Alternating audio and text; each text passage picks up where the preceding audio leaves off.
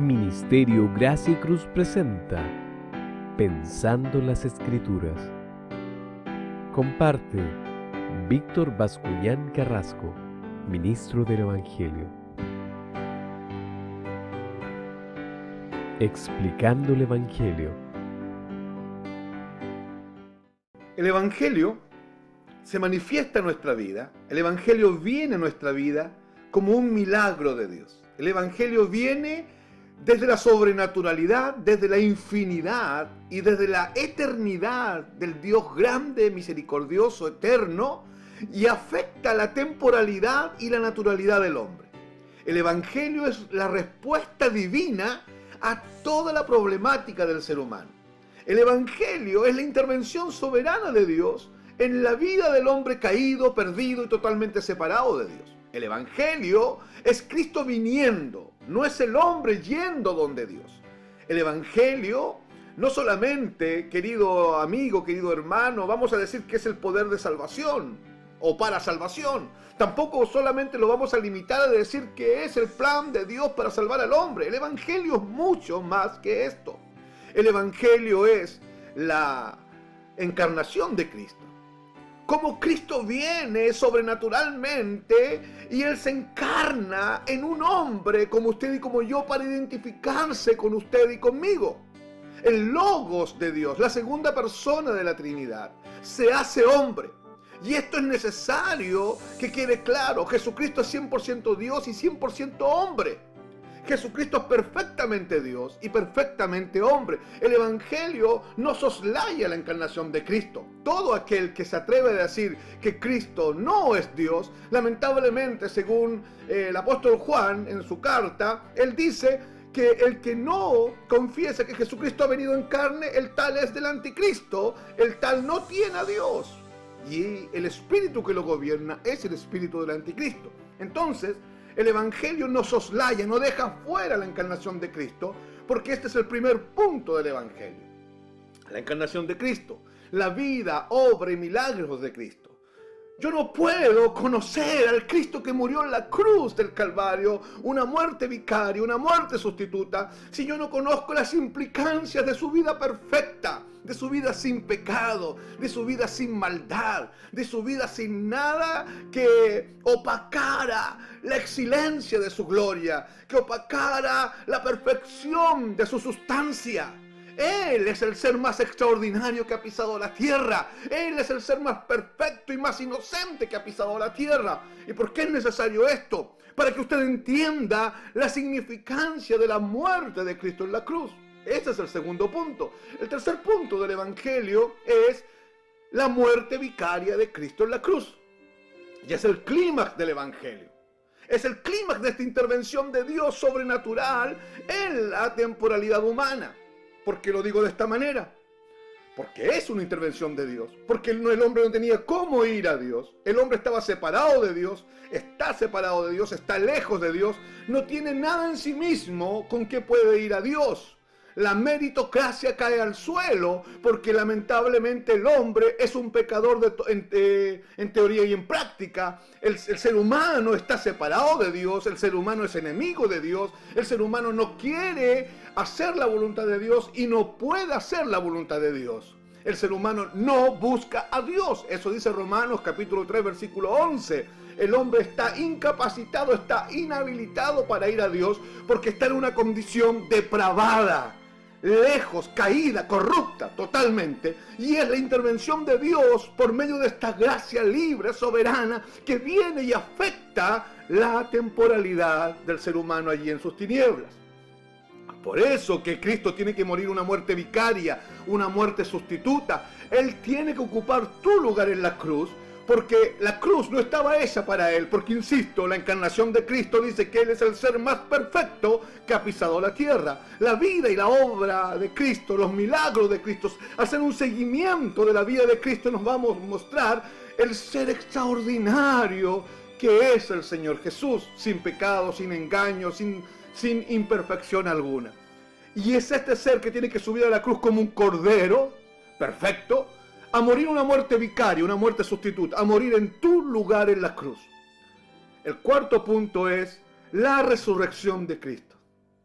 La resurrección de Cristo que viene a ser la vindicación de Dios Padre sobre todo lo que Cristo dijo e hizo. Es la aprobación total, efectiva, trascendente de Dios Padre diciendo: este es mi Hijo amado, yo vengo a confirmar todo lo que Él ha dicho y todo lo que Él ha hecho. Yo vengo a declarar desde el cielo, al resucitarlo con poder, al entrar en el sepulcro, al destruir los lazos de la muerte, al destruir el último y posterior enemigo que era la muerte, y a sacarlo de allá y reventar el poder de la muerte y traerlo a la resurrección, traerlo a la vida. Esta es la vindicación de Dios Padre sobre Cristo, diciendo: todo lo que Jesús ha dicho, yo lo confirmo. Todo lo que Jesús ha hecho, yo lo valido. Solamente en Él me complazco y solamente Jesús es mi satisfacción. El quinto punto del Evangelio es la exaltación de Cristo. Cuando Cristo viene allá en su encarnación, cuando el Logos se hace hombre, viene y se humilla, viene a vivir una vida humilde. Aún su concepción es la máxima expresión de humildad. La máxima expresión de humildad parte ahí, en la misma encarnación. El ser que sostiene el universo en su mano viene a habitar dentro de una célula, dentro del vientre de una mujer, dentro de la vulnerabilidad de una mujer, dentro de la precariedad del cuerpo humano.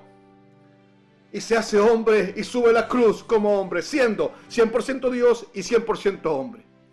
Ahora es exaltado después de la resurrección, es llevado al lugar más alto. Dice la Biblia que Dios le dio un nombre que está sobre todo nombre, para que en el nombre de Jesús se doble toda rodilla de los que están en los cielos, en la tierra y debajo de la tierra, y toda lengua confiese que Jesucristo es el Señor, para gloria de Dios Padre. La Biblia también expresa que Él fue exaltado hasta lo sumo. La expresión sumo tenemos que entenderla como el lugar más alto de los altos, el lugar más elevado de los elevados. Jesucristo fue coronado como Rey de Gloria. Jesucristo fue coronado como Señor de señores. Jesucristo fue coronado como la máxima autoridad. Es el curios de todas las cosas. Fue puesto por cabeza sobre todas las cosas, sobre la iglesia y sobre todas las cosas. Querido hermano, querido amigo, ese es el quinto punto del Evangelio, la exaltación gloriosa de Cristo. Cristo reina, Cristo es el Señor, y como Él es el Señor, Él tiene total autoridad en la luz y en las tinieblas, y como Él es el Señor, Él tiene control de todos los asuntos, y el cristiano está seguro, escondido en el hueco de la mano del Señor. El cristiano está seguro, escondido en Cristo, en Dios, porque Él es el Señor. Y el sexto punto del Evangelio es la segunda venida de Cristo. El apóstol Pedro dice que fuimos llamados con una esperanza viva, con una esperanza eterna, inmarcitable, reservada para nosotros en los cielos. Esta esperanza tiene que ver con que Cristo, al volver, tomará nuestros cuerpos corruptibles y los transformará en cuerpos incorruptibles de gloria. Cristo volverá. Cuando Jesús se va en su primera venida, y Él es tomado por una nube, y Él se va, y Él les dice a sus discípulos: no estén tristes, es necesario que yo me vaya para que venga el otro Paracleto, el otro Consolador, el cual los guiará a toda verdad. Pero yo volveré.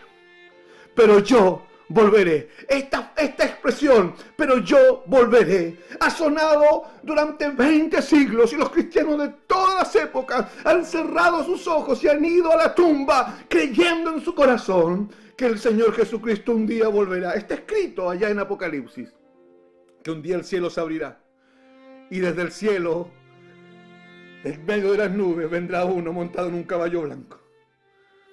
El Verbo de Dios. Ya no vendrá como siervo, no vendrá como cordero. Ahora viene como león a rugir y a hacer justicia y a regir a las naciones. Viene como Señor de señores y como Rey de reyes. Entonces, el Evangelio, querido hermano, querido amigo, es esta intervención sobrenatural de Dios en el hombre. El Evangelio es lo que Dios ha establecido para revelarse al hombre perdido, apartado, ciego en su entendimiento, Este hombre que está bajo la ira de Dios, está bajo el juicio de Dios. Este hombre que está maldito porque acarrea sobre sí la maldición de la muerte espiritual que le heredó nuestra cabeza federal, Adán, allá en Edén. El Evangelio es la intervención de Dios en ese hombre que está perdido en tinieblas. El Evangelio es Dios viniendo, atravesando tus capas cerebrales, afectando tu fuero interno, mostrándote tu verdadera condición, mostrándote que tú sin Cristo no podrás hacer nada. Lo dice Juan capítulo 15. Separados de mí, nada podéis hacer. Inclusive para usted que es ateo, para usted que es gnóstico, para usted que es agnóstico y que no cree en esto, no hay opción. Cristo es una realidad. Cristo es el camino, Cristo es la verdad y Cristo es la vida. Entonces el Evangelio no solo es poder de Dios para salvación. El Evangelio no solo es el mensajito que hay que predicar en las calles. El Evangelio, querido, es la encarnación de Cristo. La vida, obra, milagros de Cristo. La muerte vicaria de Cristo en la cruz del Calvario. La resurrección poderosa de Cristo de entre los muertos. La exaltación de Cristo y la segunda venida de Cristo. Esta serie de temáticas, estos 6 puntos, la sumatoria de estos 6 puntos nos van a decir lo que es realmente el Evangelio. Y el Evangelio, según Romanos 1:16 y 17, revela la justicia de Dios, revela la justicia imputada de Cristo. No solo revela el juicio bajo el cual el hombre se encuentra, sino que además revela la justicia de Cristo, que es la capacitación sobrenatural de Dios sobre ese hombre injusto, declarándolo justo y haciéndolo justo por medio de la obra de Cristo en la cruz. El Evangelio es lo único que usted tiene que oír y lo único que usted necesita.